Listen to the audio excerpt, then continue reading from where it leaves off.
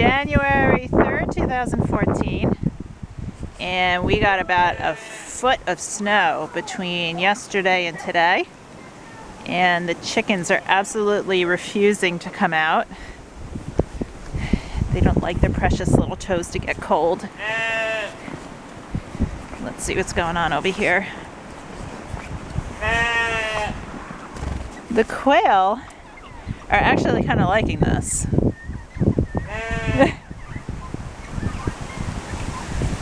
So the snow doesn't bother them one bit, which is good. Being that they are a native to the area, this shouldn't bother them.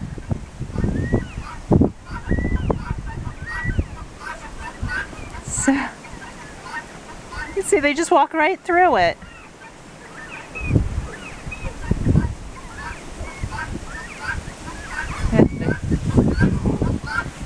Now the guineas, here we got one sitting on the house.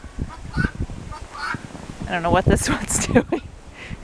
But I think the others are in their house after coming out briefly this morning. They decided it might be better to just stay inside. Although their food and water is out here. And their food got a little snow on it. And their water has probably frozen again, so I'm going to have to do something with that. The sheep, as you can see, have been jumping around through the snow. It doesn't seem to bother them much. Hi girls, you got a little something on your head there, both of you. Yeah. They're doing fine. I'm just going to check on them, and they probably need fresh water again. I don't have a de-icer in their water, but I come out and change it for them. So it's funny to see them walking around in the snow. They still complain. Now Samson, the rabbit, spent the night inside with us. We were expecting the snow. And it's a good thing too, because quite a bit of snow went inside of his hutch. And hey, perfect. The kids are having fun. Yeah. Not in the face. Let's see what the ducks are up to.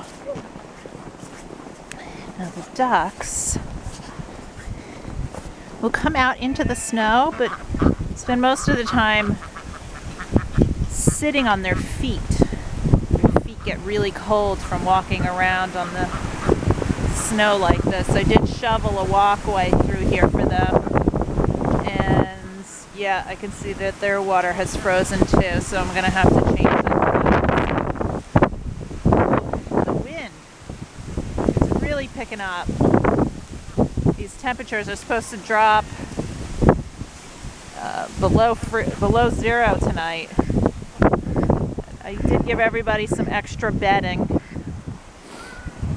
and they all seem to be doing fine. And I'm going to see if I can get those chickens to come out.